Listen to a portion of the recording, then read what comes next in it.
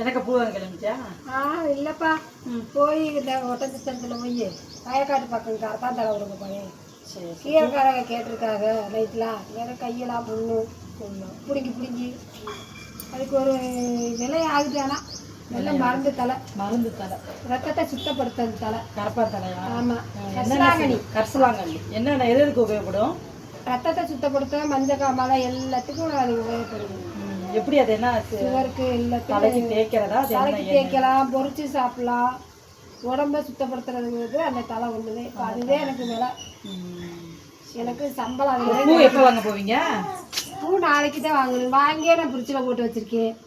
எங்கே தானே விற்கிதுங்க எல்லாமே. பூ மார்க்கெட்டில் வாங்கிடுறாங்க. வாங்கி எடுத்துட்டு சாப்பிட்டு ரெஸ்ட் இருக்கிற நேரம் போய் பூ மார்க்கெட்டில் வாங்கிட்டு வந்துடுறாங்க. ஆமாம், அவங்க கொஞ்சம் எக்ஸ்ட்ரா உடைச்சோன்னா நீ கொஞ்சம் எக்ஸ்ட்ரா விட்டுருங்க. அப்புறம் எங்கிட்ட பூவா விற்று நீ முதலடி எடுக்கிறது. வெண்ணியை கேட்டுட்டு இல்லை, ஒரு பிள்ளை வெண்ணிலா கேட்டுருச்சு. நீ வேணாம், முன்னுக்கு வந்துடுவேன். நீ இப்போ ஃபஸ்ட்டாக வாக்கு பண்ணிக்கிறது. என்ன என் கையை அப்படி நிற்க மாட்டேது. என்ன சொல்லுங்க, மற்றவங்க பிழைக்கிற மாதிரி நம்ம வந்து வினைய வைக்கான இல்லாதனால தான் இப்போ இருக்கிறோம். நம்ம பிழப்பு வினயம்டா என்ன வேக்காண்டாங்க. வினயம்னா என்ன வைக்கானம்மா என்ன தெரியாமல் வார்த்தையை விட்டுட்டோம்.